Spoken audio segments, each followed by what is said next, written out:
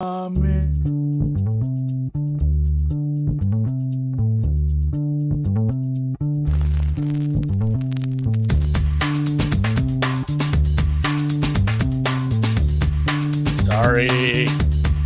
Welcome to the acclaimed podcast, The Deep Dive, On me. featuring your esteemed hosts, Andy Monitor and Drew Dinzik, powered by BetSperts.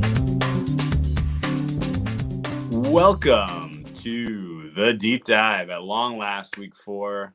Handicap is here. Sorry, I'm running late. Just been a crazy week. It doesn't stop anytime soon. It's going to get crazier. Crazier. I like where I'm at, though, this week. Last week, there was a lot of market kind of shitting on me. This week, I don't think there's any bets that I would make right this moment at the prices you can get. So this is kind of a funny. This is going to be a funny podcast, I guess. I think there's a couple that I can make a strong case for, and there's one on my card that I am buying out of. That we'll get to. Seahawks under. Yeah. Yeah, of course. I mean, just what's like, and spoiler alert, already did. Yes, Once I get to 48.5, it's like, I don't want this. Well, just the injury news was not trending good. But let's just jump, because we're a little late. Let's just jump right the bleep into this. And honestly, we're not going to spend a ton of time on this because there's not a lot to say that you haven't heard all week. This has been the biggest news story is the Tua thing. We bet this on Sunday if you hung out with us. A lot of you got number on the other side of 3. Congrats. That's a good grab. My question to you, Drew, it looks like Tua is going to go, not only because, I mean, it just seems that way from practice reports, but also from that guy who was like illegally videotaping the practice. But let's just pretend he wakes up tomorrow, doesn't feel good, he can't go.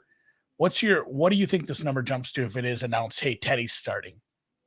I mean, if it gets any higher than 6, I gotta play Miami. But this is the dream spot, man.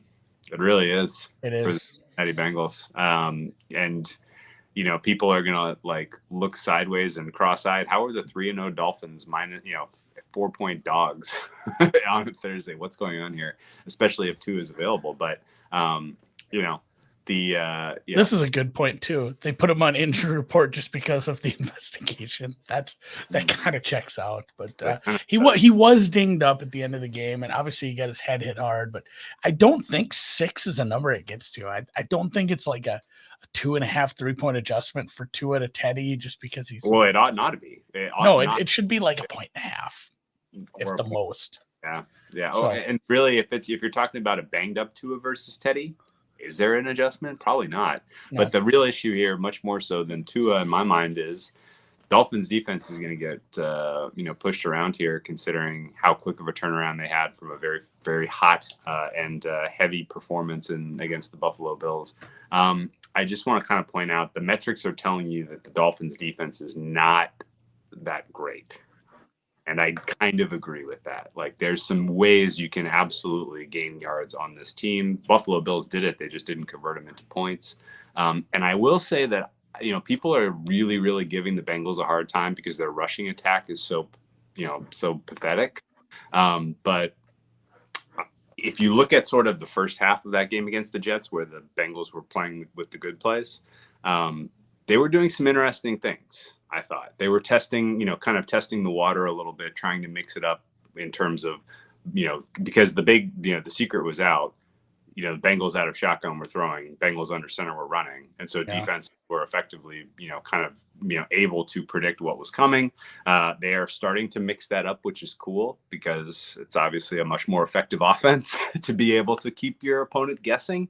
And I think the Bengals offense matches up well against the Miami defense in a vacuum, besides the fact that Howard is banged up and just in general because, some of the improvements that they made in scheme for protecting Burrow. But this is an opportunity for Cincinnati to flex. They didn't they didn't really fire any bullets for an entire half of football, while Miami had to kind of leave it all out on the field. So perfect opportunity. And on top of that, we haven't even mentioned Mike McDaniel's first ever Thursday Night Football game. So he's going to learn the hard way that he needed to implement his offensive wrinkles that were Bengal defense specific. He needed to get those in the playbook a week ago. Oh, by the way, Waddle doesn't look healthy. And oh, by the way, there's really just in general a little bit of a question about what you're going to get out of Tua, even if he is perfectly healthy. And Teron Armstead, I mean, it's a rash of left tackles that are injured this week. And he seems like he'll play, but he could be banged up. So, yeah, the move is correct. We wait for the Tua news. If it goes to if it is an over adjustment, and we see Tua's out, and the whole world pushes us to like 6, goddamn right, I'm gonna have both sides of this game. Yeah, like 6 is the number, I think, too. If it got even further, I mean, I just absolutely have to change my pants. If we got to like 7, I think that's a pipe dream. But Bengals team total is going to be in the 25.5 range. That's a little low. This team's scoring 4 touchdowns in my mind. We'll see. London game. What are your thoughts on what's going on with the Saints and the Vikings? Another weird quarterback situation. And last night, when I talked to Jimmy the Bag, former guest, we had him talk about horses once. That guy is such a gas. He's had like the flu for 3 weeks. He's just been dying on air. But he fought through it last night. And I broke down this game. And at the end of it, I'm like, why don't I have an under in this? And I did end up betting under 44. I think you could probably still take a swing at 43.5 at a decent price. I just, like I talked about in the Sunday podcast, breaking down what the Saints did, it just, there was a couple nice deep balls to Olave, and that worries me because the Vikings are maybe susceptible to that. But all the short stuff and a lot of throws looked a little rough as like, hey, the injury's bugging him a little. I wanted to get involved with the Saints because of the plus EV travel spot for them compared to what Minnesota did. But considering the quarterback injury and then some injuries trending the right way for Minnesota, as in Harrison Smith in, Booth looking like he's in, the big injury that maybe you could call actionable with most other teams, Dalvin Cook being hurt, that doesn't make a fucking difference to me. The backup is fine. Madison might be better. Madison's Pollard. What about Zadarius Smith? Zadarius Smith is day-to-day. That worries me. He was playing with a sleeve on the knee. I think he plays. I think he does play. I don't know if I'm terribly worried about the Minnesota pass rush either way. I just think the Saints, I don't see the Saints getting to like 24. No, I think Saints high teens, lower 20s. And then Minnesota's offense has been an absolute kind of disappointment's the only word for it compared to what we were, the prince that was promised from Los Angeles came in, and it's been a lot of first down runs. It's been a lot of frustrating third down calls. It's not that different than what they saw with, I don't think the Minnesota fans are quite ready to admit it yet, but it's not that much different from last year, to tell you the truth. We haven't unlocked this offense by any means. So a lot of left though. We kind of predicted this, didn't we? We said, like, hey, we don't know. Like, everyone's just assuming, oh, you're getting McVay. No, you're getting a guy that worked in the same office with McVay, worked on the game plans, that never called plays. So, I don't know. It's not like Minnesota has been, heinous, but it's been very disappointing. So, and truthfully, I don't know where you have the Saints ranked as far as defenses. They're top 10 in my book. Yeah, I think so too. Disappointing offense versus Lattimore versus Jefferson is the popcorn. Is the popcorn, for sure. Matchup in this one.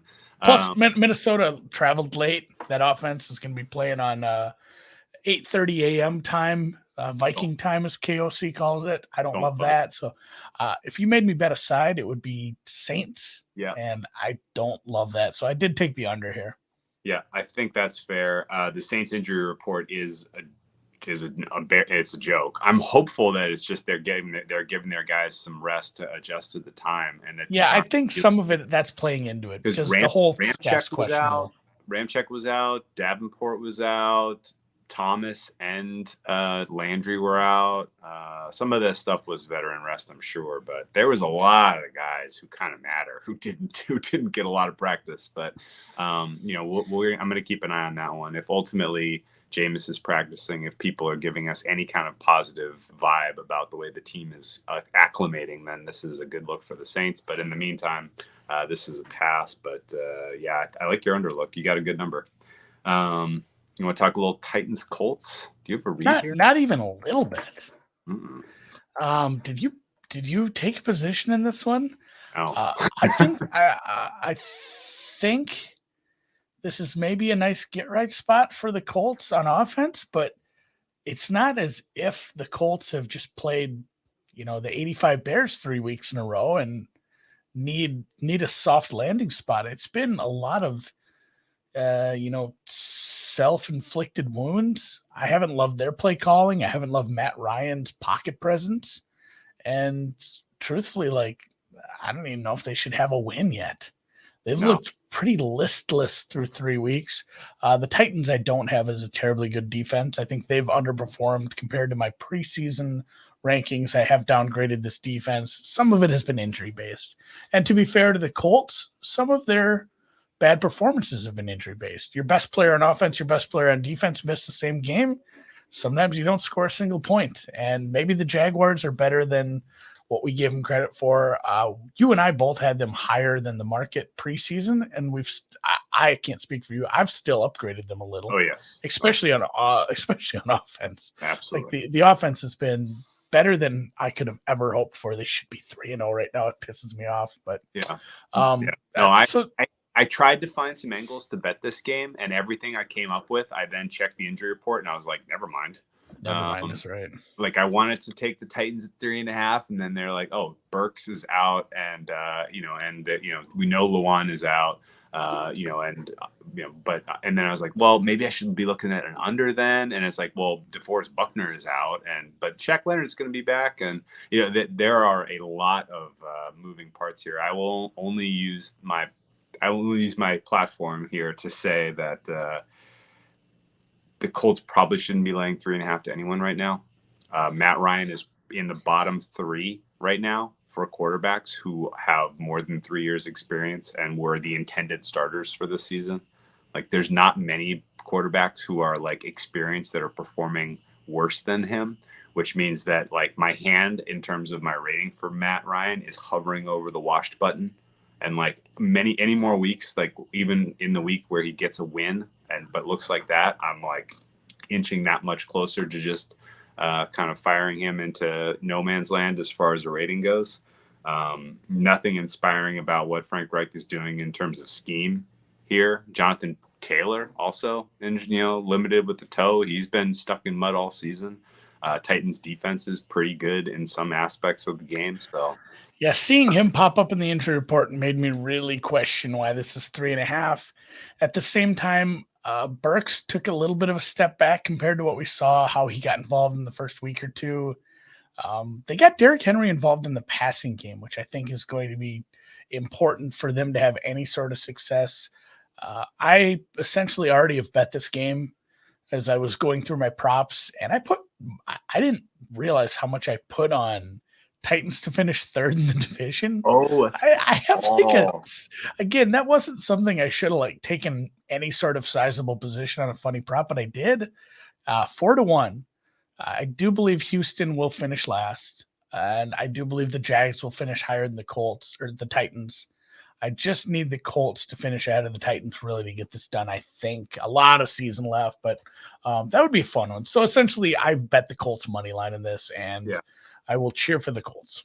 I'm with you on that. All right, go Colts. I was going to cheer for the tie, which helps the Jaguars, but I guess I would take a tie too, honestly. I guess I'll cheer for the Colts. I don't think nothing in this game will change my opinion of either of these teams, even as it is played out. Even if it's 24-0 Titans or 24-0 Colts, I'm not going to be like, oh well, they fixed it. They're real. They're for real now. Oh, yeah. Both of these teams are on just they might stink, and playing each other.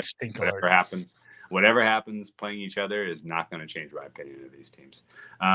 Bears and Giants also not a game that I'm ready to change my opinion of these teams on. Oh my God, the Giants roster is garbage. The Bears roster is worse somehow. The Bears have 2 wins and the Giants have 2 wins. How did we get here? That's the funniest part of this game. If you were in a coma for the last 5 years and you woke up, you'd be like, "Oh, this is probably a good game, right? They both got a couple wins." No, the Bears haven't gotten to 300 yards passing yet. The Giants essentially don't have a wide receiver on the roster. I looked at a few things. The Bears' rush defense has been worse than I thought it would be, especially considering how I've liked some of the things they've done up front. I talked to somebody about this. I kind of like Saquon props because it doesn't matter. I don't think it matters what the Bears try to cue out on, even if they say, hey, they're going to run the ball a lot. I don't think it matters because the Giants are going to be like, hey, we're going to run the ball like 35 times anyway. And who is that? Who is the weird tight end with the funny last name that the Giants, Daniel Jones, had a little chemistry going with him? Like Rinder something? I never heard of the guy. You were going to say Rinder Connect. I was going to say, yeah. It's something like that, though, right? Dan's probably about to type it because Dan loves people that are like 8 spots down the road chart. He's like, I'm going to take him in first. Daniel Bellinger got Bellinger, thank you. Yeah, Daniel Bellinger got. Bellinger. I think he might have even had the Coolio died. Oh, well, that's a bummer. Yeah, watch Dangerous Minds. Gangster's Paradise was for real. Daniel Jones, congratulations for having the mobility to escape pressure. Yeah, good job to him. Yeah, doing some nice things with his legs on the. Yes, the only time sacks that should have been. The only time I will ever say, very well done to only take 5 sacks in that game. He only took 5. Yeah, he should have taken 8 or 9. There was somebody that took 9 last week. Saquon reception props. Yeah. Receptions over targets. You're in better shape. You're in better shape if the Bears are winning, which I think isn't crazy. No, I think this is going to be a close game. Yeah. That's another one too. Like if you made me bet a side here, I would have to take the 3.5 points with the Bears, even on the road, and I would not feel good about it because you know what? You're very much relying on, and he's better than most backups, Khalil Herbert, but it's still you're relying on a backup running back, a very bad receiving core, a quarterback who has, I believe it was our guy Connor Allen over at 4 for 4 pointed out what a high rate of turnover worthy plays he has. That's why they're not throwing the ball. Like it is a plus EV move to run the ball. It doesn't matter if you handed it off to sister Jean.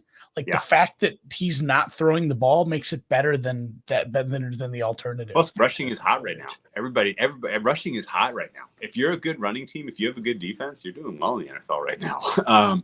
2 funny things about this game. The first I'm going to bring up is much like last week's Bears-Texans game, the team that wins this ultimately loses because you are that much farther away from getting the piece you need to really rebuild your franchise, right? So you kind of don't really want to win. And then the other funny part is last week's Bears-Texans game, I was kind of going through my numbers and my box scores, and I was comparing to some stuff on Pro Football Reference. Justin Fields got a game-winning touchdown drive or game-winning drive credit for the fact that he kneeled 3 times before kicking the game-winning field goal. That's why it's like a pitcher wins fucking stat. It's such a bad stat. Anyone that references he has blank game-winning drives, you can throw those people in the opinion in the garbage because it is useless. Because that counted. The fact that Roquan Smith intercepted Davis Mills counted in favor of Justin Fields having a game-winning drive. Absolutely ridiculous. Yeah. Absolutely. Before we move on, shower fart game of the week. Oh, clearly. For now. There's two other candidates I have. So I will get to one sooner than later, but 2 other candidates in my mind. We move on. I'm not betting this unless I do get into some. I'm going to get a little heavier into props now just because it's so fun to cheer for those in a game you're not betting, especially if there is actually a nice actionable angle like this. But yeah, no bet on the side or total. And we move on to the prolific offense that is the Baltimore Ravens. No, the other team, the team that we were in our preview, we've got really, really critical of this team for trading Hollywood, who dropped a lot of balls, I guess, but not really filling in. Like we said, the rookie from Minnesota, he missed a lot of time last year with the groin. Devin Duvernay isn't a star. Devin Duvernay leads the league in touchdowns. He's tied with a bunch of other people, but Devin Duvernay has just been a recipient of Lamar doing everything. This offense has found its footing early on. It's played some. It hasn't been bad opponents. I mean, one of them certainly was, but last week, the defense worried me a little, but going shot for shot and then coming out, not even letting people with a Patriots teaser get in the back door on that one. I mean, they really kept the foot on the gas pedal. Lamar looks like he should be more in the MVP conversation than Tua, or honestly, even Jalen Hurts at this point. Jalen Hurts, great first half quarterback, but Lamar has been fantastic. And I don't see how this is similar to my argument for Tampa Bay. Like, this team is just going to get healthier. Ronnie Staley's looking like he's back, and you're going to get everybody healthy in the running backs room, and you're just going to continue to become like this is. We made some of you guys sad in our preseason AFC North because a lot of people took some positions. I think, to be fair, they got good numbers on Ravens to win the North. And that was, a couple people in the chat were like, shit, you guys don't like that very much. Those are good numbers now because this team is it's a tough schedule, but I'm not like fully believing in the Bengals at this point. They're good numbers. They're good numbers right now. Yeah, but it's going to be a dog. It's going to be a dogfight for sure. They're supposed to lose at home to the Bills this week, and they got the Bengals in primetime next week. Yeah. So this is going to you're going to get tested. Do they lose this game though? Do they lose this game? That's a great question because I don't think they are the wrong side. I think they're the right side. At 3, I'm not making a bet either way, but 3.5, flat 3.5 was a decent entry point on the Ravens. Totals down to 51. High five to all of the deep dive folks on Sunday who hammer fucked this under. Good work, team. I'm still gonna bet the over. Wait until you get a little weather information, because that's the thing too. Like I said this to Drew earlier, and just in the DMs, I said, good. I didn't say good job. It was implied. He knows what I mean. Good job. It's like an old married couple, but I said I want to be the buyback on this because I think it's actually gone a little too far. Sure. Unless the weather sucks. Like if we get remnants of a storm and it's very windy, then 48, here we come. Yeah. But if the weather's fine, 51's probably a titch too low. This should be 52.5. Yeah. Okay. So a couple thoughts on this macro. Ravens. Yeah, you brought it up. We said it in the preview. Like, what in the world are they doing with this offense? They're giving Lamar no help.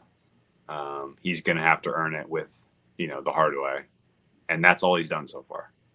He's elevated the performance of everyone around him. Andrews, Duvernay, and Bateman as a trio of receivers all of a sudden looks really scary.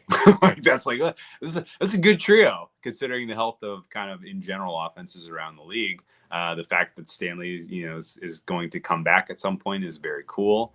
Lamar Jackson is throwing just an absolutely perfect ball right now. It's perfect. He is killing it through the air, which makes his running that much more effective.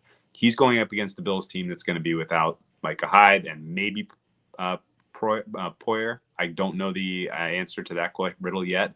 But I do think some of the defensive linemen for the Bills are going to be back at Oliver. Maybe most importantly, Phillips is still a question in my mind, but Bills defense is going to be at full strength. They didn't spend as much time in the recovery tents as the Bills offense did, but the Bills offense spending all that time in the recovery tent, I do think matters because my entire thesis of the Ravens was ass backwards. We looked at that defense and we're like, God, they're really good, but they're all old. Like, they're risky. They could all get hurt.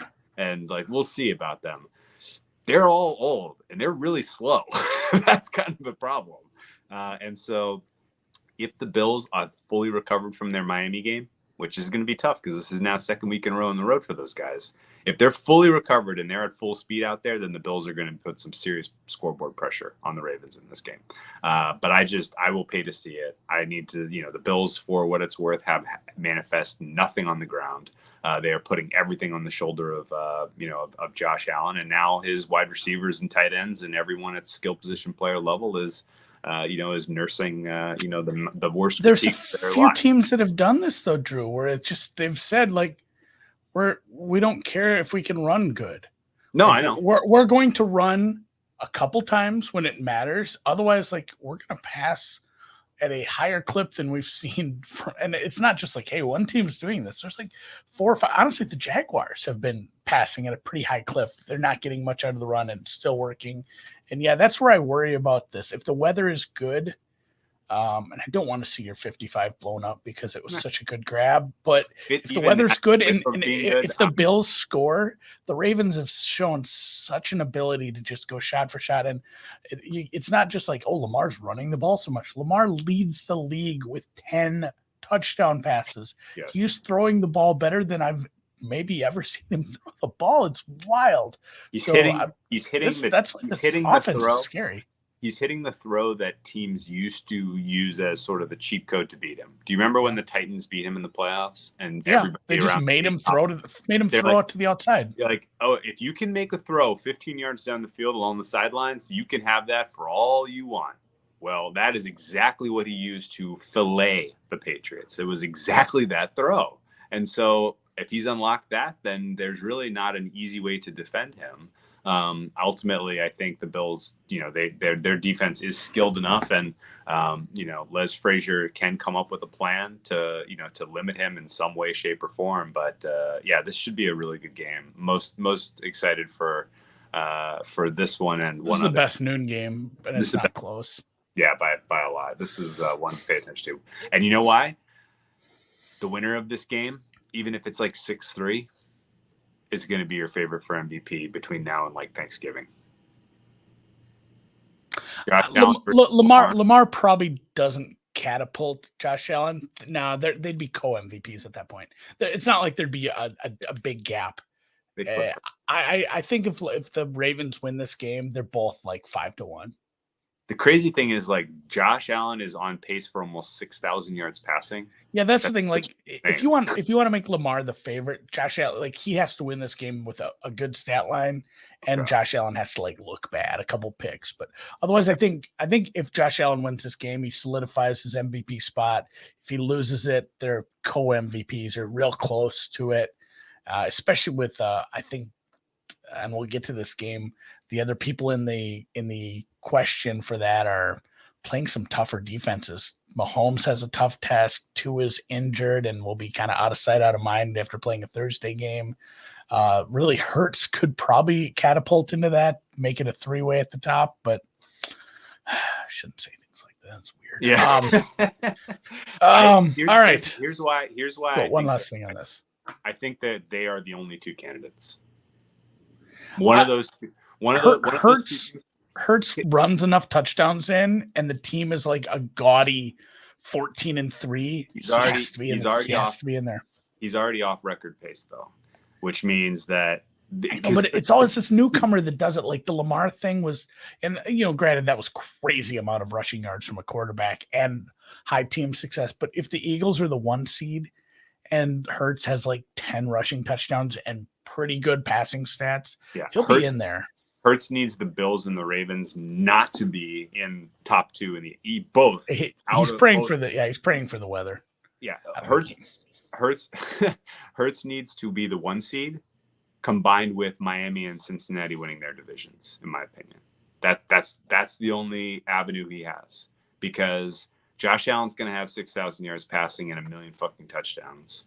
Lamar Jackson's going to have 4,000 yards passing and 1,000 yards rushing and 1 million fucking touchdowns. Yeah, like that's the thing. Lamar's on pace for like 60 total touchdowns. That's going to be so hard to overcome. You're right. It's so hard to overcome.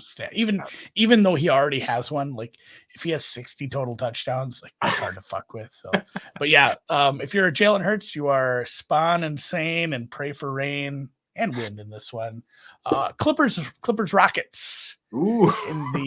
My goodness. Everybody. Load management for the Clippers. The Chargers, the poor Chargers. I mean, we don't have to go through the list because it's not like, some of these, it's like, hey, here's kind of a low-key injury to a linebacker that maybe if you haven't been paying attention, it is basically they're all pros. Everybody on the team who has like Pro Bowl potential is injured. Like it's almost fucked up at this point how targeted it's been. It's not even like cluster injuries, but Bosa done. JC Jackson practicing, but that ankle he had surgery flaring up, that's bad. That makes me super nervous for his long-term, Rashawn Slater not only out for the year, but like his backup is legit horrible. Herbert is not going to heal quickly because we've talked about this. You don't get blood flow to cartilage. It takes forever for that stuff. He's going to be banged up for the whole middle part of the year. You lose a wide receiver to a torn ACL. There's a little bit of silver lining with Keenan Allen practicing, but at the same time, that's practicing ain't playing. There's still a decent chance he doesn't even play. Luckily, they play one of the worst 3 teams in the league. Really good spot for a get-right game. I don't think I can bet this. I'm not going to go lay the points with a team like this on the road where I, just absolutely looked flat, even in garbage time against a franchise and a team who shouldn't be as composed as they were with a big lead like that. Like if you would have switched the jerseys around last week, I would have been like, yeah, this makes sense. The Jags are a young team with a young quarterback. They can't quite figure out how to get the wheels going when they're down big. It was ugly, and they should get this win, but what's saying they're going to win by margin here? What's the game plan? What is your game plan against the Texans? I think you can run the ball against them. I think it's a bad enough rush defense where you try to run the ball, but it's not like their run offense has looked all that good. No, and you're missing an important piece on the offensive line, and I hate everything about it. Yeah, I agree with you. I mean, what do you think of this under? I think it's worth the shot because I think there's a non-zero chance Herbert doesn't even play. Could be. What's your percentage? You had a good read last week. Is he 80, 90, 50? He seemed okay. Like they shot him with whatever they shot him with. Again, I don't give props to bad people that often, but to that doctor, you did a good job for once. You shot him you picked the right medicine off the shelf. You didn't puncture any organs when you did it. He looked pretty comfortable, honestly, during the game. They didn't do anything at halftime is what they said, or they could be lying to us, but he looked fine in the rotation when he was throwing. When he got hit, you could tell it hurt a little extra, but this is one of those where I felt like the team, I'm a little more out on the team and the head coach based on it was just stupid. What are we doing with he wanted to play the fourth quarter. He felt like he didn't want to let the team down. Guess what? He's a fucking employee. He's the star of this franchise. He's a quarterback. He's a god when he's healthy and looking good, but he is an employee and he is an asset and it's a business. And that is a felony, letting him play that deep into the game with that injury, with the win probability at fucking bupkis.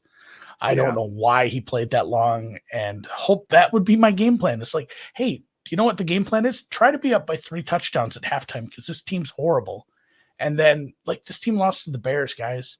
Try to be up by 3 touchdowns so you can run the ball a million times in the second half, and Herbert can put his ass on the bench in the fourth quarter. That'd be yeah. And, the only way the total gets threatened, in my opinion, is if Derwin James gets a couple pick sixes. He's the last man standing, although – there's a curse on this franchise, so he should watch his back. This is crazy what's happened here. But Eckler, maybe he has a day.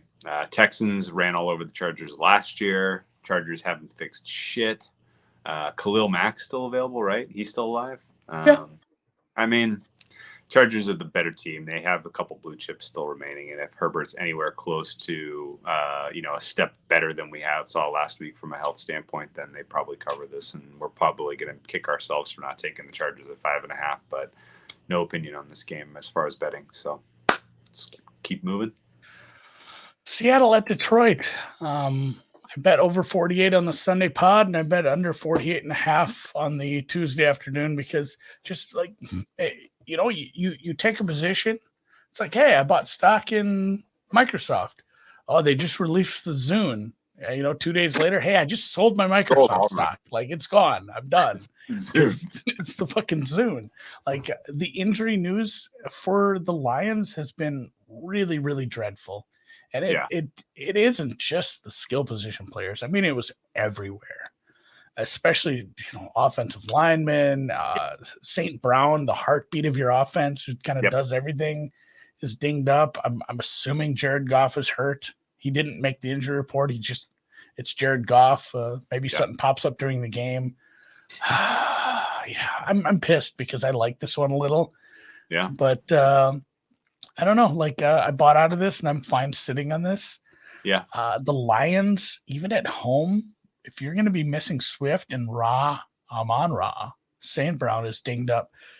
I don't know if there's anybody in the league you should be laying 4.5 to, but boy, Seattle's offense is really, really rough, even against a bad defense like this. They did put up 23 against Atlanta, which is a little hopeful, but do they, is that repeatable? They've had several games where they didn't score a touchdown in the second half. The quarterback play has been good. For what we, if you temper your expectations, say, hey, it's Geno Smith with a couple of good wide receivers. It's been a lot of short shit. The ADOT's super low. He's very accurate, close. If you can game plan to close that down and take away the short stuff and say, hey, Geno, beat me over the top, buddy. Yeah. Throw the cheesesteak over the top guy and see if that works. Cheesesteak. Well, that's the cheesesteak place. Geno's. Yeah. I know where you're going. But yeah, if you try to make Geno beat you deep, take away all that short shit, I think you're probably in pretty good shape as a Lions fan. I'd like to see the Lions win this game. Yeah, Lions like to blitz. The Lions are having, as written by our friend and guy who's absolutely killing it in the written content for the NFL department, Benjamin Solak. Oh, I love Ben's shit. His stuff is so good. He wrote about Jeff Okudah today, and he's not the only one out there noticing that Jeff Okudah is emerging this year. He's kind of realizing the potential where they drafted him over Tua and Herbert. he got a shout out on because who's he writing for? Ringer. He got a shout out on it had to be him on the rewatchables. When I love the rewatchables, by the way. Again, fuck Bill Simmons. I hate everything about like how he has to shoehorn Boston sports into it, but it's such a good podcast. I love movies, and it was the Scent of a Woman one. There's a line from Pacino, and it's like, hey, I don't know whether I should shoot you or adopt you. And Simmons is like, it's like he referenced that and said something about Solak. It's like this how I feel about the Solak kid. Well, Solak's like not even that young. He looks like he's 18. Yeah, he looks like he needs to be adopted. But he is that article. If you haven't read that, go read everything he writes. It's incredibly smart, incredibly well researched. And he's correct. Okudah is emerging. And guess what? Okudah is a big, big boy. And you know who he's going to match up with? DK Metcalf. Not very many quarters can go physical 1v1 versus Metcalf. Okudah can, which means Smith is not beating you over the top, which means this is going to be an ugly performance by the Seahawks offense. I think that you have to keep an eye on Seahawks home road offensive just vibe. They seem, at least through 3 games, like they looked a lot more comfortable playing at home than they played on the road. And if they absolutely stink out loud on the road here, this feels like the Lions should win an ugly one, but I'm not expecting legit, like, of the range of outcomes, it feels like there's a good chunk of these where the game is close. There's a good chunk of these where the Lions win by margin, and like the Seahawks winning it doesn't feel good. Like, throw this in your stupid money line parlay you're using for cover play, guys. Okudah too. It's something we mentioned when he was drafted. We said, I think everybody liked him. He looked great in college. It's just so hard to be good right away as a defensive back in the NFL, especially on a bad team where you don't have a lot of other help. There's not like a good corner across from you. You don't have, because I think at that point Slay was gone. Yeah, he was. And you don't have a good Plus, safety. he was a rookie. Guess what? Yeah, rookie and DBs struggle. Yeah, rookie DBs always struggle. So it's nice to see him kind of coming into his own, because that was a 3rd overall pick, guys. That was supposed to be Tua. Or Herbert. Yeah, that would have been cool. And then he wouldn't have gotten cursed. Oh. Geno Smith at WVU was pretty solid. He was, yeah. This is second shower fart nominee, just because it's like, man, the Steelers are laying 3.5, 4, and I thought about it for a second because all the Steelers' weaknesses kind of match up with Jets' weaknesses. Like, hey, if you want to shit on maybe the quarterback and the offensive line a little, this Jets pass rush isn't any good. If you're worried about Mitch moving the ball down the field, the Jets defense is real bad. And now we're in a spot where we're getting a rusty Mormon here. Yeah. Coming in. It moved a little. It moved down to 3. I said this to somebody after we looked like it might have been a thing. I said, there's no way this cracks 3 though. Like crossing the 3 on the Zach Wilson news feels like probably got to be a Steelers bet for me right now. At Chris, it's -3, -15. So it's still leaning away from going to the 2.5. I really doubt you're getting a better Steelers number than this. So if you like the Steelers, the time is now. And if you like the Jets, what the fuck you're doing? Yeah, this is only not the shower fart game of the week because I am kind of interested in at least seeing a couple of drives from Zach Wilson in this game. Yeah, I want to know if he's. I have to watch part of this, which sucks. If this was Flacco versus the Steelers, this is like the double shower fart, shower shit game of the week. The Jets in general, obvious letdown last week after a big win week 2. Who knows what the hell they come out with week 4. I'm interested to see the vibe of the entire team. Defense was fighting with each other last week, and even though I thought they played fine in the second half of that game, Steelers opted not to make the QB switch, even though they had the mini bye. So we may not see Kenny Pickett until Christmas.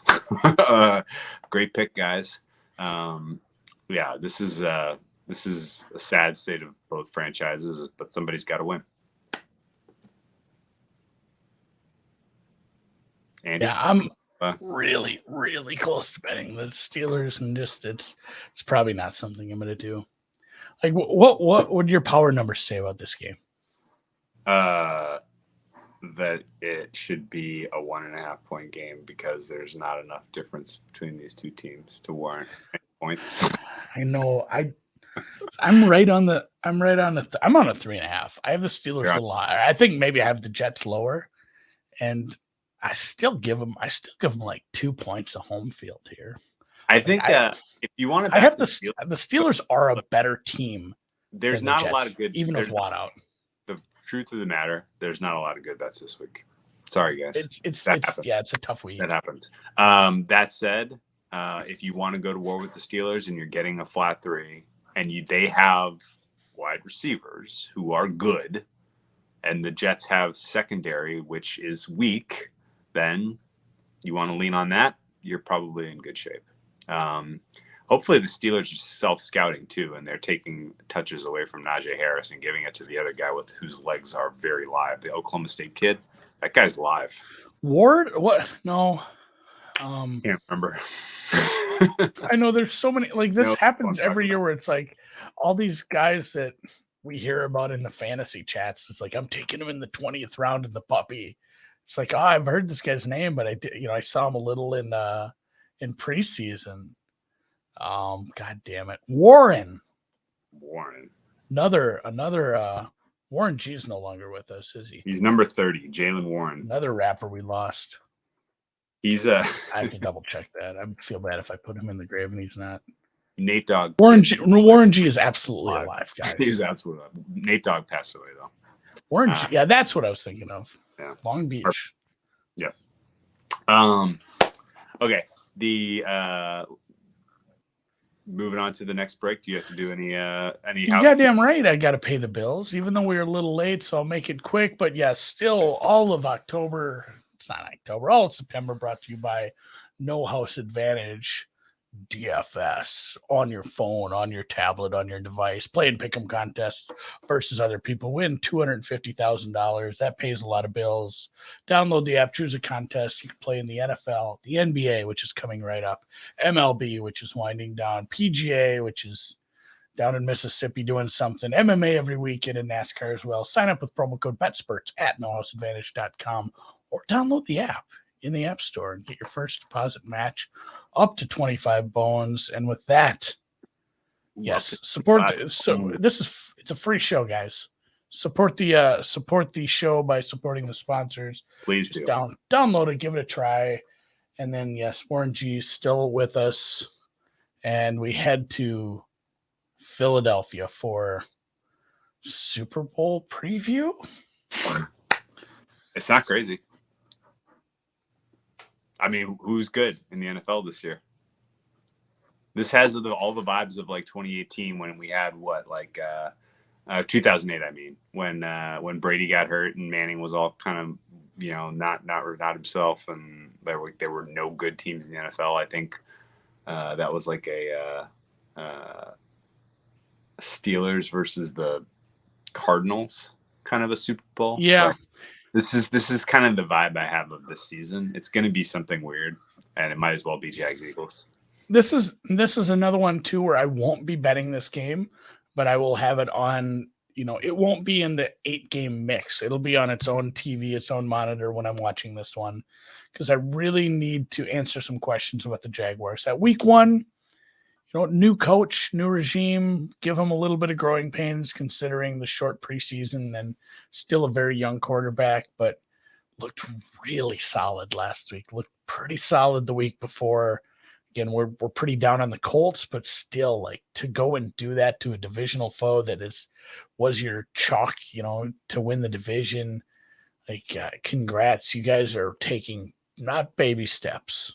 That was I'm listening to the What About Bob one right now, but big leaps forward, especially considering, just taking big leaps from last year puts you at a median team, but they are an above average team in my mind. And this is going to be a really good measuring stick, a bellwether game, find out what they can do on the road at a team that's been very hard to stop, especially in the first half. Basically outside of the garbage time, Detroit just never not realizing they're dead and, fighting back from the grave, non-competitive second halves in all 3 games, really, until Detroit did their thing.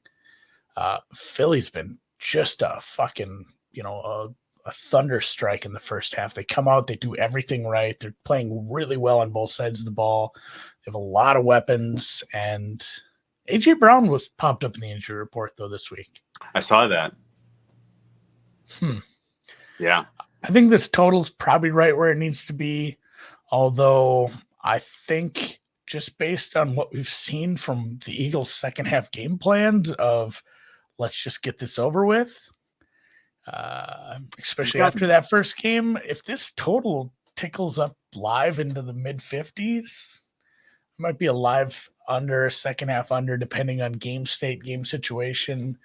I want this to be competitive. I want to, even if the Eagles win, I want the Jaguars to be like, shit, they competed with a really good team today. I don't want to be wrong on this Jaguars team, because this is the kind of the spot in the season where we find out, like, you might find out Miami wasn't good. Like, oh, you played Baltimore, who after a long game was still missing like 4 pieces in the defensive secondary. Like, you don't get that every week. Like, you have this every year where we get 3 or 4 games in and be like, oh shit, that team was kind of fraudulent. And the Jaguars, as much as I've said nice things, they can still be a fraudulent team. They may not be as good as we think they are. This is going to be a very important step forward to at least play competitive football against a top team. That said, they have some weapons. This offense has looked frisky. The play calling has looked, like, smart. I don't know. There's we always talk about sequencing and just the overall game plan. It's like smart. That's the word I want to use for it. Like it just seems like they're stupid. It's just like, hey, there's grown-ups running the team now. So this is gonna be a really fun one that I won't bet on. I make this number pretty close to where it is. I have the Eagles 4 points better than the Jaguars on a neutral because we talked about this. Our spread from like the best team to the worst team, it's a little more compressed than it has been in years past. There's been times where I think I've been higher than 20 from like, when you've had some of these teams where it's like, oh shit, this team's going to lose every game. And you have oh shit, the Chiefs are scoring 50 every game. Like the difference between those teams, it's like a -10 and a +10. Right now, there's not a lot of that. So a lot of these close spreads, they're pretty nuts on. If I had to bet this, I would take the Jaguars. And I don't know. I hope there's a shitload of Eagles money. If this ticks back to 7, I'll have to think about it. Yeah. Jaguars money line. Let's go Jags. Here we go. I like that. I do think the Jags are the right side here. I've waffled on this all week because I wanted the 7 and I didn't get it, and I was butthurt, and I found reasons not to get involved with the Jags here. Like, oh, they just came off like a big fucking win. Like clearly, like that was a big win, and you don't necessarily walk to the window and bet on a team after a win like that. The other major reason is the Jaguars. They're getting disrupted by the hurricane like everyone else this week in terms of preparation in Florida.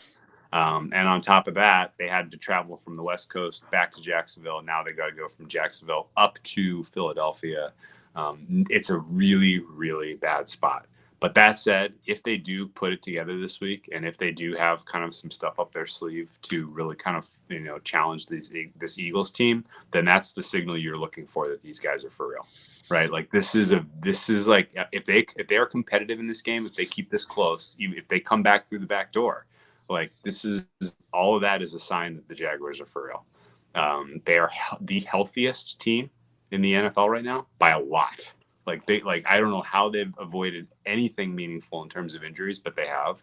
I think what Doug Peterson is asking Trevor Lawrence to do not only fits Trevor Lawrence's skill set really well, but it is a really good way to be a dynamic offense in today's NFL. Like he is attacking the parts of the field that the defenses are willing to give them. And they have a nice little 1-2 punch going on right now with the running attack between Robinson and Etienne. The major concern about this Jaguars team is their secondary. But if AJ Brown is at all limited, if he's not 100%, Devontae Smith also limited. Like if those pieces are not like game breaking in terms of their ability to get open and make plays in the passing game, and the front seven for the Jaguars can contain Hurts at all, then the Jaguars are absolutely live in this game in my mind. It's interesting that the most impressive Jaguar rookie to this point in the season is not Walker. It's Devin Lloyd.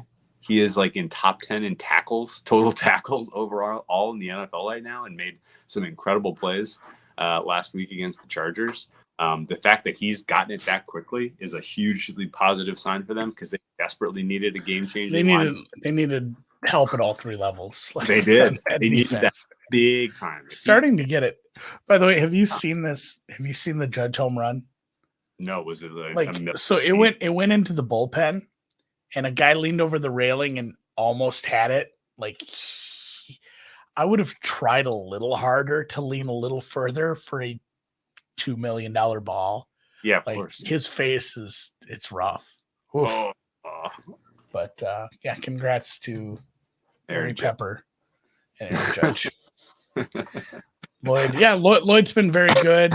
Lloyd's been good.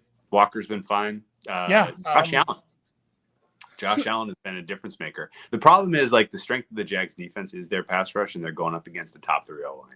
Yeah, it's a very good offensive line, and Hurts has quickly gotten smart. Yeah, but I don't think good pocket presence. Here's what I'm asking for the D line. If I'm Doug Peterson, I'm like, look, you're not going to get a ton of pressure on him. Just contain him. Literally. I would rather see them find other interesting ways to create pressure and use their D-line and their athletes on that D-line in particular, just to do a better job of keeping Hurts from getting the kind of the chain moving rushing yards. I don't know. I'm hopeful. I'm hopeful that the Jaguars are for real. Very, very much so. Because we need everybody that we thought was going to be good is surprised bad. We desperately need a team that we thought was going to be medium to be surprised good. Like, we need these guys to not suck. Not for betting purposes, but for making the NFL entertaining this year. That said, the bullpen coach for the Jays caught it. Oh, nice. Is he married to Sarah Walsh? Is he going to get a signed bat out of it? Sarah Walsh is joking about announcing a retirement. Is she married to that guy? I think she's joking that he's going to retire. No, it just says bad news is I'm down here in Florida battling a hurricane, but the good news is I can announce my retirement. I don't know. I'm gonna have to double check into that. Good for him though. Yeah. Fuck. The team's probably gonna make him give it back because he's a team employee. That's kind of fucked. Well, the Jays are not exactly super. Oh yeah, and also it's an enemy country. Like, Canada's not our ally. No, it is her husband. Thank you, Dan. I had to make sense of that somehow. So yeah, not betting that game. This is yeah. I'm sorry. We were late. That's our fault, but it's not our fault the slate sucks. Like, these numbers are just good. It's a really hard week to get a lot of bets down. There are some decent teaser legs. I'll kind of rip through that as we go, but the Cowboys, who are somehow, some way wasting a roster spot on a quarterback that probably won't be back for 3 more weeks, have a winning record with a bad quarterback who probably actually isn't that bad. He's looked pretty composed back there for a guy getting thrown into that situation. And, it was the Giants. Not like he played a really good team, but he marched down there. I mean, they were down in the second half. He went down there and led some nice drives. I hated goal line fade, but you can't throw a goal line fade much better than that. And I mean, CeeDee Lamb did a lot of work with that ball too, but fuck me, like, Cooper Rush playing pretty decent, fire up chips. You got a couple of good running backs. You're just going to get healthier at wide receiver. What's stopping the Cowboys from winning this division if the Eagles falter? And I think it's an awful tough task because the Eagles are so good and their schedule's so soft. But even with Dak out, hope is not lost because this is a game you should win. If you can be like 4-2 when Dak gets back, you're a playoff team in the NFC, guy, because it's a team that's just going to continue to get healthier at wide receiver, and they have to be just tickled with how they've gotten, the performance they've gotten from Cooper Rush, and the fact that here they are again against another team they're favored against. It's at home. This is a game you should win.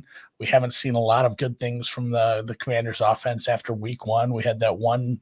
Oh shit, is Wentz playing okay? Is he healthy?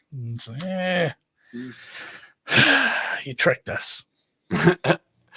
This feels like a spot that some sharp money comes in on the Commanders, right? Kami's getting 3.5. It was 3.5. I thought about it. I said, well, my separation between these teams isn't that big, but it just stinks. Yeah. You're betting on, last week Wentz was getting 6.5 at home and he couldn't cover. Now he's getting 3 on the road. I get it. It's Cooper Rush, but Cooper Rush is playing completely competent football right now.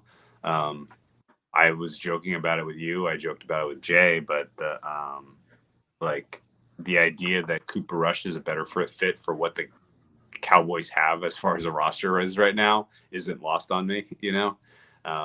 Dak is, I don't think Dak coming back really swings the Cowboys into some rare air in terms of rating. No, it's a bump up because his ceiling's a lot higher, but he's also constantly hurt. If you think this is the last while, if you think this is the last, like, even when he's back, I'm not saying he's going to bust his ankle again, but if you think he's not on the injury report on like week 15 with some ailment, you're fooling yourself. Like he is quad always hurt. Yeah. At 3.5, I'd have to think about the commies, but that pass rush looked terrifying. They were awesome. And this is a quarterback who maybe doesn't deal with that so well. Yeah, you know what else? Not only does the quarterback not deal with it, but I count 4 starting offensive linemen on the injury report for the commies. Cosme, both guards and both tackles banged up on this one. Center's fine, though. Center's good. Leno, Cosme, a tackle are in trouble, and then both guards. So not a good time to not be healthy on the O-line. And real quick, Perk has a point here. Oh, I put the wrong one up. Papa Call says maybe bet Dallas D scoring. That's a fun bet. Dallas defense, special teams to score a touchdown. Dude, Dallas D burned me last week, man. Trayvon Diggs had a pick 6. That would have been the first touchdown scored too, right? Yeah. But Harrison Perkins has a point. About 199 people watching, only 34 likes. Something about the YouTube algorithm that I don't understand. Likes are good. It helps us. It helps more people find this. So it's really easy to do. If you're watching it on YouTube, you hit the thumbs up logo. Do that, hit the thumbs up, and yes, congrats to us closing out the week in a winning fashion with Cowboys second half, who went down 10-0. They went down 10-0 in the second half. Still cashed that second half money line. Salute to America's team. Even the Asian handicap wasn't even an issue. So no problem. Good work, guys. If I had to bet props there, it would that's a fun one. The defensive score, maybe total sacks over. There's the Dallas offensive line isn't great. That's a good point. No, that's a really good point. Like if you can get a 4.5 total between the two teams. So many games in the low 40s. Amazing. Cleveland, Atlanta. The Brownies are favored on the road against the Falcons. The total is 48.5. Good job by Deep Dive listeners pushing this total up. For whatever reason, it got baited down to 46.5 on Sunday night. We all got the best of the number. Imagine being on the wrong side of 47. Couldn't be me. Couldn't be me. No, sir. Yeah. Chubb, best running back in the league. Yeah. Brissett not playing horrible. Haven't seen a ton of that passing offense yet. This is a good week for that. Even with good corners, the Falcons defense as a whole will give up yardage. Big and Njoku. Yeah, and Njoku could have a week. And the Falcons, hey, what's the Falcons' problem? Well, they have a bad offensive line. They have a quarterback who's below average. They have good receivers, and they're starting to open things up. And basically, all of the pass rushers for the Browns were either injured or were, I'm glad he's all right. But Myles Garrett, I don't think he's going to play. He got in a goddamn car accident. And even if he is, it sounded like he messed up some of his shoulder and arm. I think they might give him a week off after that. So you're missing JOK. Clowney's out. You had the backup. I can't think his name from last week that's out. And if you're worried about this Falcons offensive line as a whole, yeah, that's fine. But this week, I'm not so sure I am worried. And I think they're able to probably get set and make some plays. And if London continues to play well and Pitts is just really good, this Falcons team's going to score. This Falcon team's super live to win this game. It would behoove them to lose it by 1 and draft highly next year. But there's 17 teams that have 1 or fewer wins. Amazing.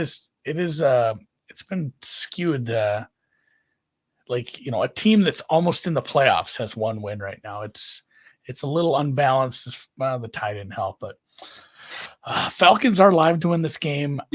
Really, really, really nice. Even though we're betting the over and we think there'll be points, nice teaser leg because I lean this way. It is a team that I think can score a bunch of points and stay with this Browns team. Yep. We've seen them do it in garbage time against the Rams. This is not the Rams. I love this as one of my teaser legs. Arizona, Tampa, Atlanta, Denver, all really great teaser legs this week. Yeah. We haven't even gotten to any of those until now. No. Yeah, literally all the games after this one. Good teaser legs. Round robin teaser the next 5 games, except for the Green Bay. Green Bay, you can tease them down. Okay, so interesting nugget for you, Andy. I love nugget. I'm sure you've seen this, but passing is just horrifically down right now in the NFL. It's like embarrassing. No one's passing well. However, we have 3 games this week featuring a head-to-head between top 10 quarterbacks in EPA per play so far.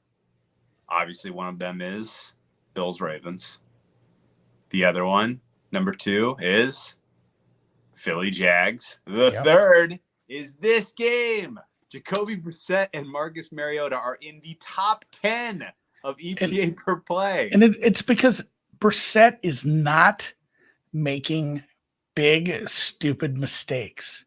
Like EPA is not flashy sometimes. Sometimes EPA is just, getting successful first downs, which doesn't have to be 12, 15 yards. It is a successful first down is 5 yards. Being successful on third down when you're dropping back, not throwing interceptions, not having turnover-worthy plays. Like Brissett has been everything they could have asked for right now. They're all, they're 2-1, which is respectable at this point, but he's been great. And it hasn't been flashy or exciting, but he's done what's asked of him. He's not losing them games. And then, you can really say the same thing about Mariota, who's you absolutely can. I don't know what his long game is, but he's kind of playing with house money. Like he's probably not like, oh, somebody's going to give me a long-term deal to be their starter, but like he can do this bounce around and play a few more years, and somebody might do a Jared Goff with him and say, hey, we need you as a place filler for a couple years while we rebuild. Like he's good enough to be a starter for teams like that for another 5 years. So kudos to him. He's playing great. And really it was like, shit, they lost a running back right away, their starter. And then it's like, oh my God, they got better running the ball somehow with this split between Patterson. And then like we said, Pitts is really good. They just need to figure out how to get him in there. And if they're not getting pressure because all the defensive linemen are wearing jeans and t-shirts on the sidelines, good bleeping luck. Same with the other way around. Like the Browns offensive line is effectively full strength against the Falcons D line that's not getting much pressure anyway. So you have it's a very good offensive line for the Browns. It may not end this way. It may not end this way, but there is no denying that as of this moment, Mariota and Jacoby Brissett are the 7th and 8th best quarterbacks in the NFL based on performance so far. Y'all can't deny it. Absolutely. Right. That. Tupac, man. Okay. Oh, God. Yeah. I'm fucking right. You don't want to fuck with me. I had a bunch of Tupac playing when I was driving somewhere. My ambitions as a rider. That's a great. That's a good tune. Great song. Great song. Dun, dun, dun. Yeah. So may not end that way, but they're there now, which is why that's an overplay. Cardinals at Carolina Panthers. Where does the market have this Carolina defense ranked? Answer is too high. Yes, you're right. It's grading out well because of who they've played, and I really think this Carolina defense is absolute paper tiger. This is another teaser leg I fucking love. I'm pissed because I put good money on a Arizona Tampa Bay teaser that I really think is going to get canceled when they move this fucking game. We'll get there. I'm not 100% sure. It looks like they're trying to keep it in Tampa, which would be fine, but the storm is going to be over like DC, Maryland by then. Yeah, it's just like if the storm surge is still high and there's like power outages and shit, it's a mess. It's a mess down there. That's a problem. Arizona, I'm going to cede the floor to you on this one after I say that. The Panthers defense is not as good as the market says it is right now. In fact, it stinks. Baker Mayfield is a bottom 2 quarterback. I would have said 3 before last week. I think he's a bottom 2 quarterback at this point. The weapons are being more wasted than they are in Seattle, which I didn't think was possible at any point in this season. Christian McCaffrey is trending maybe out, if not out, dinged up. And if there's one thing that this team is going to react poorly to, it's a team that blitzes a lot. We made fun of Arizona for blitzing a lot week 1 because it just didn't work. Like, what are you doing against the Chiefs doing that shit? Like, shit's not going to work. But against Carolina, a team that blitzes almost as much as anybody in the league, if not the most, is absolutely going to work against Carolina. This Arizona defense, not that good, but the Arizona defensive scheme is like a perfect matchup to make Baker look even stupider. I don't know how much Arizona really has to do on offense here to get this done. I think they probably win. And again, it's a teaser leg. It's a road team, and it's maybe you're getting a little bit of a discount too, because there is the narrative that has been proven wrong. The West Coast traveling to East Coast teams, that's kind of built in. I think you almost get a discount on that at this point. It's fine. Teams know how to travel now. It's 2022. We have the Hyperloop, guys. But it's, teaser leg from heaven for me here. And really, if you made me play a side, it would be Cardinals straight the bleep up. Yeah, 100% agree with that. The Cardinals offense is still dysfunctional. A lot of injuries and a lot of weirdness there. But if you're taking a side, it's the Cardinals. Yeah, Green's out. You still have a couple weeks of suspension left for Ryan Elmore nowhere to be seen. This is the Dortch show. Greg Dortch, is that right? Greg Dortch. I'd be using Connor a lot. Yeah, right. So the Panthers, you're absolutely right. I love that. The Vance Joseph blitz happy approach should work against Baker. It has worked. It's worked for everyone else. Why not us? And I think realistically, this could be an also similar game impacted by the remnants of Hurricane Ian. Cardinals with the coaching edge. Adam Rodriguez. You're not going to get to say this very much, but you are correct. Rule is not a very good coach. Very much correct. That's pretty funny. I think a lot of the vets that missed time for the Cardinals today, like Hudson and Watt, probably play. I think the Cardinals are the better team. And typically this early in the season, when you have a team that sucks and you've identified them and they win, fade them next week. And that's what the Panthers are. That's where the Panthers sit right now. And this is what I did when I got mad about the Tampa Bay leg looking like it was going to cancel. I placed an Arizona, and we don't have it on the schedule because we don't do the Monday night until we get to our Sunday pod. But Arizona with the Rams is also a absolutely lovely teaser. I'm going to have teasers coming out of my goddamn ears this week. Yeah, guys, forget about sides and totals. Just tease this week. These low totals. All these plus ones, plus 1.5. Fuck, man. So many. Good. Denver at Las Vegas. Yep. This was my third. These are two teams that are going to shower fart. These are two teams that are going to play. I think the Raiders are a better team.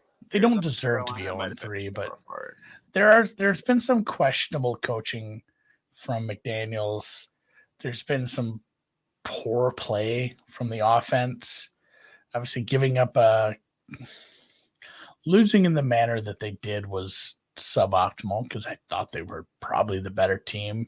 They had to fight and claw to get back in that game against a team with virtually no offense outside of, and again, I always said they threw to Henry more, which worked, but by the Raiders felt like the side. Obviously, I bet them and lost, but ugly. And I don't know what to do with this one. The Broncos, Russell Wilson, as much as we make fun of him for being an absolute fucking, I don't know, some sort of crazy. You know what the worst part about Russell Wilson is he has two nicknames that he's given himself. The number one rule in life is, the golden rule, be kind to others, do what they do unto you. Number two, this is the only two rules in life. You can't give yourself a nickname. He has done it twice with Danger Russ, which nobody gave him that. He did that. And then Mr. Unlimited. That's fucking psycho shit. Giving yourself two nicknames. He's an absolute weirdo. But I saw glimpses from him last week where it's like, this is what you get when he plays well. In the game-winning drive. Yeah, this is what you get when he plays well. So they still have a lot of upside at the quarterback position. And this defense right now is, where do you have them? I have them 6th. I'm at 8. It needs some, I think mine needs a little more opponent adjusting because it feels high. But this defense has played really well. This Broncos team is not good, but it's going to be a pesky team to play all year. We're very down on them. I still am, but it is going to be a pesky team. Yeah, and the Raiders being 0-4 at the end of Sunday would not surprise me at all. No, of course not. No, for sure not. No, the Broncos defense is a hair overrated because they have played Geno Smith, Davis Mills, and Jimmy Garoppolo. They have some star power in Chubb and Surtain. They have some, decent role players, but they can be beat. I don't think the Raiders can do it though. Danger Russ Wilson has been solved by the NFL and refuses to adapt his game, and in fact has taken parts out of his game except for do or die situations where he will scramble. Can the Raiders do anything about that? Remains to be seen. Raiders defense is being well coordinated but lacks a talent other than Max Crosby. Chandler Jones, you remember him? That guy's apparently on the Raiders. He hasn't done a goddamn thing this season. Not since week 1 of last year. Yeah. That was a great season. Outside of Max Crosby, this entire roster, and Max Crosby and I guess Devontae Adams, because we're assuming he's still a guy that can run pristine routes. He just can't develop chemistry with Derek Carr. At least Derek Carr. It's come up a couple times in the chat here already, and it's a note I had. Just it opened 46, slight movement to the under. Chris is still tickling towards moving back to 46. What is pushing this? What is keeping this from going to 45? Like the Denver offense has looked pretty inept against. Yeah. I mean, it's a Seattle defense. Like, if you can't do it again, you talk about, he played Geno Smith. Well, they also played the Seattle defense, and that should have been better. Well, he played Davis Mills. Yeah. They also only put up, 19 against Houston? The Niners defense, I'll give you that. Like, hey, that's a good defense with a good pass rush and actually good corners, good pieces along all 3 levels. But, like, those other 2 games made me a little sketched out about this Broncos offensive game plan. Obviously, the coaching is a huge minus. Probably on both sides of this ball. It's one of those ugly ones. Like you pressed me on this at halftime of the Cowboys game, and I said I kind of wanted to bet the Cowboys under the pregame, and I stayed off because of shenanigans. And then the game went over. Well, it feels like the same kind of bullshit here, where it's like I really, really can't make a case for this over, but just the shenanigans with these 2 coaches. And what we've seen, and maybe the upside with Russ and those receivers, and the fact that eventually Devontae Adams has to get loose, I'm staying off this. I agree with you on that. Last week's Tennessee Raiders game should have gone way over. Yeah, I agree with that. I mean, this is like, I'll be honest with you, I don't understand this market, so I didn't bet it. Raiders are 2.5-point favorites. Okay. That should probably be a pick 'em. Total's 45.5. Okay. It should probably be 44. I don't get why we are where we are here either way, other than like the Raiders are in desperation mode. They're at home. This is it for them. Like this is it. This is your kitchen sink game if you're the Raiders. And the market is kind of shaded their way because now or never. Are people betting the Raiders basically every week? Like, are the Raiders taking money every week? I feel like they are, right? It did a little. I think there was some buyback last week in Tennessee. I think remember that market now. I think the Raiders have been bet every week, so we might be in like a Raiders Martingale situation. Yeah, just betting them until they get there. Yeah. That's not a situation I want to be in. No, thank you. All right. Good tease on the Broncos, though. Yeah, again, I think this total's too high, and the fact that it's in the Wong zone. Let's get Wongy on it. Also, Stanford Wong, for anyone who needs to know this and doesn't yet, not an Asian guy. super Caucasian. Yeah. He changed his name. Stolen Valor. Stolen. Yeah, I don't know. He changed his name. Maybe he thought it sounded more academic or something. But yeah, just some old white dude. Yep. I'm still happy he, did the work he did. I very much like a Wong teaser, but yeah. Denver is on the short list for round robining some teasers. I had those ones. I tweeted out the ones you could have done at game time last week. There were 5. That makes a 10 bet round robin. They went 4-1. That is a 6-4 record. So you would have had a little bit of cheddar if you'd have made all those bets. Not as much if you also made a 5-team teaser like I did. Because the Patriots were your failure there. Your stinker. Yeah, your stinker. New England, Green Bay. Patriots probably your stinker this week too. Yeah, we talked about this too. You could tease this down. This is a spot for the rare 7-point teaser, which you should pay minus 130 is the price you should pay for a 7-point teaser. You can tease minus 9.5 down. There is no up. There isn't an up because no one's ever going to hang a minus 0.5. No. That is not a line that you're going to see outside of soccer. So the only way you can do this with the only proper Wong teaser 7-pointer is minus 9.5 down to 2.5. Minus 130 is the price point you're looking for, and you're also going to have to. So you're going to have to find a book. What about 9 open teasers? What about 9-2? 9-2 is a 6.5. If you're doing a 9, you should try to do a 6.5 at minus 120. You can do a 6.5 with 1 and with 9. Okay. Either way, I bet the Packers minus 9. Smaller bet on Sunday. I'm fine with it. A little concerning that they take their foot off the gas pedal immediately once they get up to speed in town. I was nervous about our under, honestly. The Green Bay offense looked really good for 2 drives. I was kind of too. It's like, Green Bay was like just getting their way. And then that was it. They got up, 14-3, and those were the only points they scored. It got real slow in a hurry. I had Green Bay in a teaser as well. They were the underdog. The end zone when it could have gone 21, right? Yeah, that was I'm not sure what to make of this, but the Green Bay defense is good. Jair Alexander dinged up. That matters a lot. But it is Brian Hoyer time, baby. So do what you will with this one. This number should be 10.5. Like, I still think there's still a little bit of value, but the Packers' reluctancy to be the team that piles on in the second half makes it a tough pill to swallow to take a big spread with them. Yeah, Brian Hoyer. Do you want to guess when his first year in the league was? 2003. He's not Tom Brady. No. 08, 06? 09. He was drafted in 09 from. Do you know? You know what his first name is? Brian?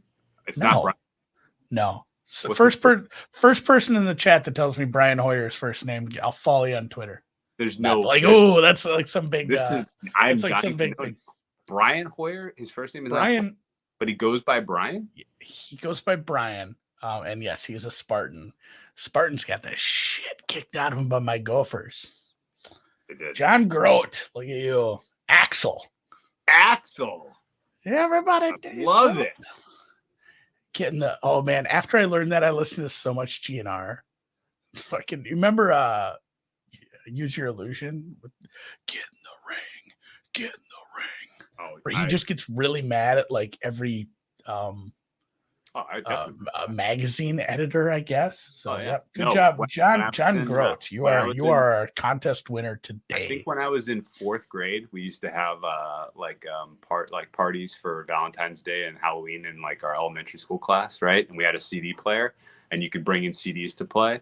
And somebody brought in Guns N' Roses, which was parental advisory because of Get in the Ring. And somebody dared me. Oh yeah, he gets me, and he's like, suck my. Yeah, like, get in the ring, motherfucker. I'll kick your bitchin' little ass. Somebody dared me. He's like, I dare you to play Get in the Ring. And I was like, I'll do it. And I played it and then just ran away. From that CD player. Somebody put it on. I don't know who. I wasn't. It slaps. Anyway, back to Brian Hoyer. Even though he's been in the league for 15 years, it's a bit of an unknown as far as what we're going to get, how they're going to integrate him into this boring ass offense. It's been a really bad offense. I don't think this is like some injection that's going to get the offense right. This offense is going to be just as bad. This total's low for a reason. Them getting shut out is not off the, like this being like 18-0 is not off the wild realm of possibilities. The Patriots playing on the road with a backup quarterback on an offense that's been super uninspiring until last week. Yeah. So here's what I want to ask you about Brian Hoyer. Why? Why are we doing this? What's the point? Andy, a little more Axel Hoyer trivia for you. How many straight losses? How many straight starts has he lost? 6. More. 8. It's a lot. It's a lot. He's up 10 straight, 14. 10 straight losses. You want to know the last time he started a game and won? I don't even think you can name what team he was playing for. He's played for a lot of teams. Was it the Texans? Nope. Did he play for the Texans? I don't know. No, yes, he did. He did. Yeah, I thought he so. did. He did. Although he only won 3 starts for the Texans. This is how bad we don't want to talk about this game. We're just doing Brian Hoyer trivia. Chicago Bears, he started weeks 3 through 7 in 2006. He won one of those games, and it was Grossman hurt? It was against the Lions. That would have been Cutler years, maybe. 2016, yeah. Did I say 2006? I meant 2016. Yeah, so he started 5 games for the Bears in 2016. He won one of those games against the Lions, 17-14. He was filling in for Coach Cutler. John. Matt Barkley was on that team. Jay Cutler got injured in week 2. Hoyer stepped in and went 1-4. That was 2016. It's been 6 years since he's won a start. What are we doing? Like, he's only started a couple games. Start Zappy. You really want to know what this guy looks like starting?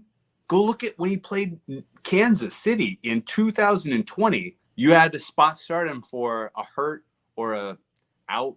Carson, what's his name? Cam Newton was out, and they spot started him. He was awful in that game. 15 of 24 for 130 yards, 1 pick. He threw some absolute turds in that game. And that was 2 years ago. He has not made a quality start since I don't even know if he's ever made a quality start. Frankly. Could be never. Yes. You have to go back to, I guess, one of his starts in Houston was probably a quality start. I guess he beat the Saints 24-6 one game. But I really just do not understand what the point is of starting this guy. You're not beating the Packers on the road with him. So why bother? Like, aren't we only just doing this for wins and losses at this point for Bill's record? Like, I just don't get it. And I mean, sad for Mac Jones to miss this development time, because I was hopeful to get a read on how his arc was going to go. This kind of derails his whole sophomore campaign. But the idea that we're going to get extended Brian Hoyer under center is like, I don't get it. I don't get it. And especially when you are this big of a dog, go for the freaking high upside variance. Who knows what you're going to get? No, but it just doesn't feel like a Bill Belichick move to do that. So I never had any illusions that they were going to start Bailey Zappi, even though everything points to you should start Bailey Zappi, because I mean, you're 1-2, you're in a division with the Bills and now the Dolphins. You're in the toughest conference possible. You probably know you're rebuilding. You don't have many offensive weapons. Just go see what it is, so you can find out if you should be starting him. So. Yeah. If Aaron Rodgers loses to Brian Hoyer in the year 2020, just call it a season. We can skip this year. We can skip. Cancel the rest of the games. Cancel them. Not worth playing it out. Not Kansas City at Tampa though. Real quick, what it might get canceled. Would you bet when you bet anything. I mean, it's smaller. It's like a half size position on -9, just out of principle because it was. You have some 6, I think. I don't mind laying the points with the Packers at all. It's the bet. So really Survivor Lock of the Millennium. Everyone's going to use it. Casey at Tampa Bay. Yeah, my fare is Packers 13. I'll probably play that again. Another sexy teaser leg. Oh boy, Tom Brady, who looks like somehow looks like Will Zalatoris now with the work he's had done on his face. Clearly not natural. Skin is still glowing. Go look at that picture. He looks like Will Zalatoris. He has like the sunken cheekbone. I know exactly what you're saying. Oh, it's so weird. He's so weird. He is. Yeah, he went to a sweat lodge for 3 weeks and then came back. I almost feel for him though. I mean, he's had really bad luck with wide receivers. I am still dying at the fact that his marriage was in distress. He came out of retirement, added more stress to that, went to training camp, and then left training camp to not spend time with his family. That's amazing. It's like the guy who he got caught cheating 2 weeks ago, and then he tells us, just gets off the couch and he's like, "Hey, I have a bachelor party in Bermuda. I got to go to Vegas with the guys." Hey, it was already planned. Sorry, I'll be fine. Yeah. I'll be good. But yeah, no, it is. Clients got it first. Joey Toon says 2 is in. I guess I leaned pretty hard that way, which I'd almost have it that way. I want a dinged up Tua. Oh hell yeah! Right. I'd rather be there too. But yeah, he looks horrifying. His wide receiver core is eventually going to get there. So many injuries on that. Lenny is fine, but this defense is so elite right now. And the Chiefs' offense, the way they've done things, it's like, hey, we're going to throw a bunch of linebackers, or we're going to throw a bunch of tight ends at you. Tampa can cover that. Tampa matches up pretty decent against the new look Kansas City. I'm not saying Kansas City is, likely to lose this game. I think more often than not, my modal outcome here is like Chiefs by 3 or 4 points. I think this is always going to be a close game. I think it's always likely to go under the total. Yep. And the Buccaneers win this more often than the money line would imply. I agree. I lean Bucks straight up, and I'm using the Bucks in a grip of fucking teasers because this defense not only is my best defense right now, it's my top defense, and they're not even fully healthy. Yeah. And it is so scary when they're just well coordinated. They have a bunch of guys who've played together for a few years. There's a lot of continuity there.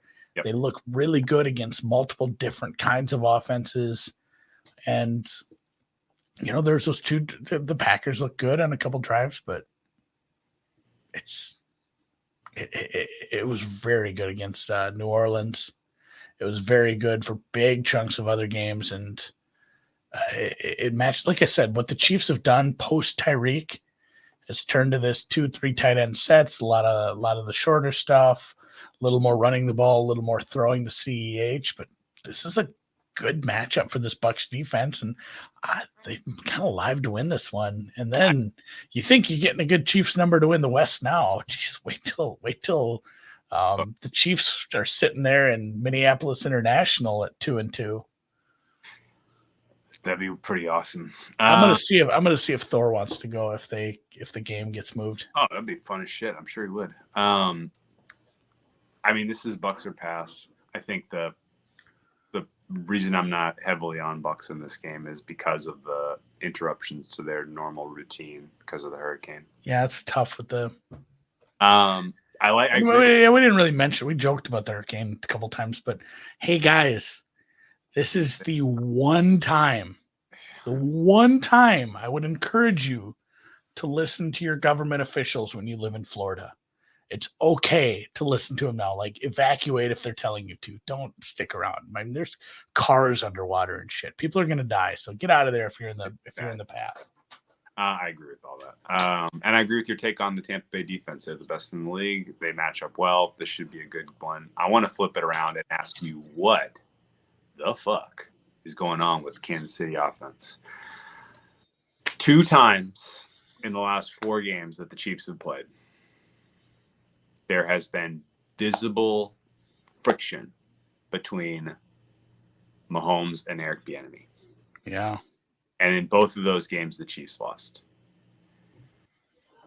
That is a powder keg, not powder keg, but it's a brewing, like it's the eye of the storm, like the seed is starting to build into something more meaningful. I feel if it doesn't get nipped in the bud, it's just going to get worse. It feels like if they don't spit on their hands and shake hands. Yeah, it's a festering wound, Drew. Festering wound. It's gonna fester all season, and I didn't care for that. I'd like shit. If you have Chiefs tickets in any way, shape, or form, that's not good and this is maybe why Bieniemy hasn't gotten hired. Maybe he's just hard to get along with, and it's easy to get along with someone when you're constantly winning. I guess like happy days are here again. The halcyon days, the salad days, but when the going gets tough, if that's what we're going to get, this might be a long season. Hopefully they get their shit straight. It's a good staff outside of the, Andy Reid's kid, but he's not on the staff anymore, but it's a smart, accomplished veteran staff. They should be able to sort this out. The Chiefs should be fine. You would have thought they would have buried the hatch in the offseason, though, right? I don't know. Like, it's just the fact that had to be so frustrating. The end game of that game had to be frustrating, though. I get it. Like, how do you fucking lose this game? How about the fact, though, when the going gets tough, though, that manifests immediately? This week, not good. You're 2-0. You're on the road. Yeah, you're playing a desperate team. So what? Like, you really should be able to shrug that off. But instead, Mahomes could not help himself, went right away to this is why we should have gotten rid of Bieniemy type of attitude, right?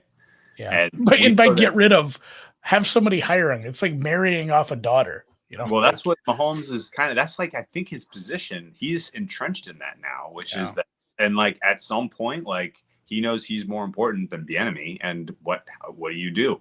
How do you deal with this? Does Andy Reid have the people skills? And this is a good point from Taylor, like what Dr. Eric said about the McCarthy and Rodgers friction. There's some friction there. Really, it's really. And this is more troubling than the friction. The play calls were not good. That's why Mahomes was mad. Yeah, of course, because he doesn't want to lose. He's a competitor, and he doesn't like. Yeah, I mean, I don't know what other information we need to see right now, which means so if the going gets tough, if a defense is playing you well, if the offense isn't having a good game, Mahomes is just going to turn it. If he's going to pout, and he's going to blame it on Bieniemy. I don't know. I don't see a positive resolution to this. No. Outside of them just winning. And I don't think that's going to happen in perpetuity. There's just too many good teams, and they're just not good enough. Yeah. That's it. We'll get to the Monday game. Let's lead off with the Monday game. We keep forgetting that, and it gets a little. Sometimes we don't get to it. Let's make it. Yeah, I mean, I've had a couple of either passes or weak shots, but this week I got a big one, so we'll go for it. Yeah, it's a good one. We'll lead with it on Sunday. We'll have more information on that. We'll see you Thursday for halftime. We appreciate you guys. Look at that. We got like 80 likes. If you haven't liked it yet, and there's more than 80 of you in here, go hit the like button. If you haven't subscribed to the channel, subscribe. We appreciate it. Yeah. The subscribers have gone up nicely this year. So please add to that by hitting that button. Did you ever consider making the chat a subscribers only? Can you do that? Yeah. Did you not know that? No, I don't. I gave up on YouTube. I've spent a lot of time. It's like a way to force people to subscribe. We're dangerous. That I could do that. I feel like everyone in the chat subscribed, aren't you guys? I know, but what if you want to make a comment and you can't because you're not subscribed? Then it forces you to. Oh shit! Maybe I should do that. Or we do a Friday show called the Deepest Dive. Oh, and it's on OnlyFans. Ooh, I like that. That works. Or Patreon or whatever, whichever one is less sexual. We're going to do an extra one next week, talk a little MLB playoffs. Is that already next week? Yeah, very good guest for that. Oh, God. We have spoiler alert. It's somebody we took a picture with recently. Yeah, that's a good point. It would be funny. If it was just you and him, and we pretended like everything was normal. Just like, hey, I'm Drew Tensei. Yeah. Like, Drew, you look tired. All right, man. Well, it'll be fun either way. Best of luck this week, guys. Best of luck to the Bengals. Bengals take care of business on Thursday, and I think Dan. Yeah. I thought it was in 2 weeks. Oh no, it's next week. Sorry. All right. Hey, Dan, extra pod next week. Hey, I'm gonna need you to come in on Saturday. So the thing is, we're all putting cover sheets on our TPS reports. Secret pod team total. We didn't do a team total. We did not do a team total. How about we go weird and do Seahawks team total under? Just count on the Lions defense, who never does anything to show up in that game. I think that's probably too weird. What's an under we actually liked? What do you think about the just like Patriots under 18? Is that really what it is? No way. It's 14. It's 14. Never mind. God, now I feel like Woody Allen. Yeah, they could break off a couple runs. Who knows? Let's see. They're all up at Bet Online right now. This is well planned. What was your look in the London game? You like the under there?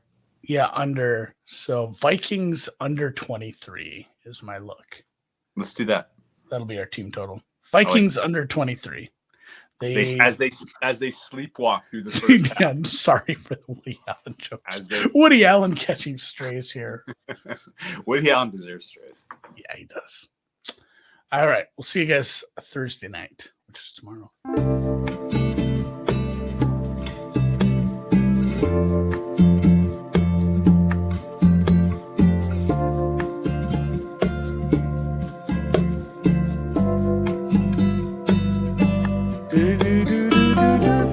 I'm going to be sweating.